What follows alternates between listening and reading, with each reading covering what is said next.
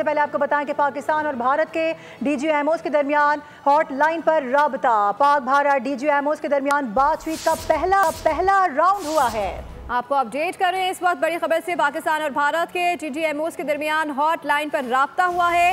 पाक भारत डीजीएमओस के दरमियान बातचीत का पहला राउंड मुकम्मल हो गया है। मजीद जाने थे नुमाइंदा खुसूसी सलमान अवान से। जी सलमान, बताइएगा क्या इत्तलात आ रही है इस राब्ते के हवाले से?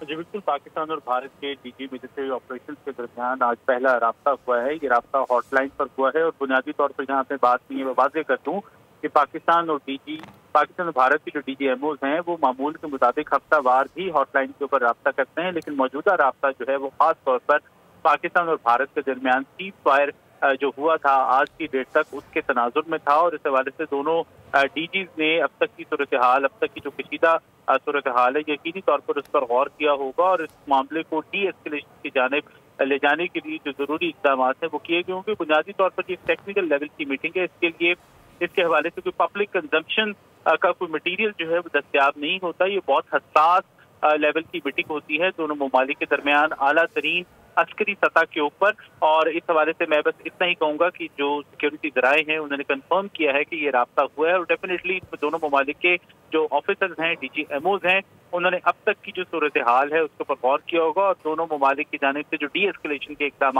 हैं वो ज़ेरे बहस आए होंगे। जो अब तक की कंफर्मेशन हुई है उससे हमें इतना मालूम होता है कि ये पहला राउंड है, तो तवक्को की जा रही है कि इसके बाद मजीद राउंड जो हैं इस गुफ्तगू के वो भी होंगे। जी ठीक है, सलमान हमारे साथ मौजूद हैं, बता रहे हैं इस अहम राब्ते से मुताल्लिक़ किसी मामले पे बात करने के लिए सीनियर एनालिस्ट हमें ज्वाइन कर चुके हैं एहतिशाम उल हक साहब।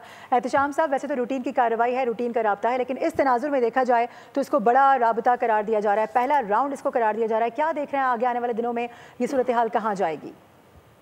देखिए मारूफ, दो बड़ी डेवलपमेंट हैं। एक इस हवाले से कि ये मुख्तसर सी बात हुई है डायरेक्टर मिलिट्री ऑपरेशन की दोनों की, और खुशगवार माहौल में बताया जा रहा है कि हुई है और तय हुआ है कि इसके बाद भी मुलाकात होगी, बात होगी।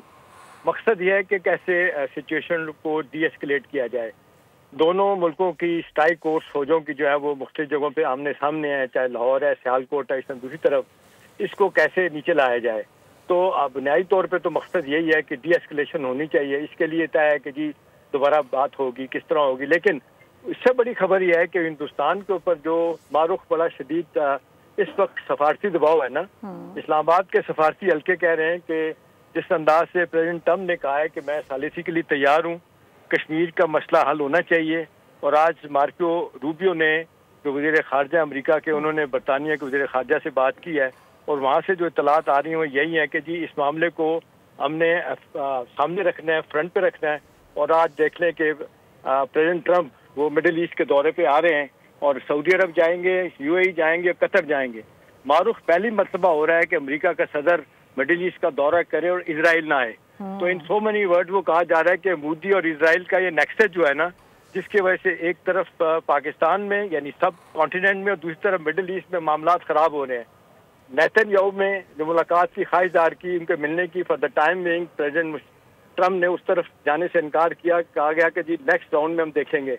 तो बुनियादी तौर पे जितनी तेजी के साथ मारूफ शिफ्ट हुआ है फोकस इस रीजन पे, इससे लग रहा है कि दुनिया को अंदाजा हो गया है कि न्यूक्लियर फ्लैश पॉइंट है। इसको सामने रखते हुए कश्मीर का मसला हल और जितने इनके मामलात हल तलब के हैं, हल तलब करने वाले हैं, उनको जिसको कहना चाहिए मीटिंग करवा के बैठ के इत्तफाक राय से किया जाए। अगली बात यह है कि हिंदुस्तान जो जलाट का शिकार है, वहाँ से जो खबरें यहाँ से हमें सफारती ज़राए बता रहे हैं, सवाल कर रहे हैं, हमारे साथ मौजूद थे। और बिल्कुल इस बात को ये कहा जा रहा है कि मिडिल ईस्ट को न्यूक्लियर फ्लैश पॉइंट अब करार दिया जा रहा है। यही वजह है कि हम दौरे भी हो रहे हैं। साथ रहने के लिए बहुत शुक्रिया। एहतिशाम उल हक साथ है, इसके अलावा सलमान ने भी साथ दिया। सब्सक्राइब करें और बेल दबाएं ताकि कोई खबर रह न जाए।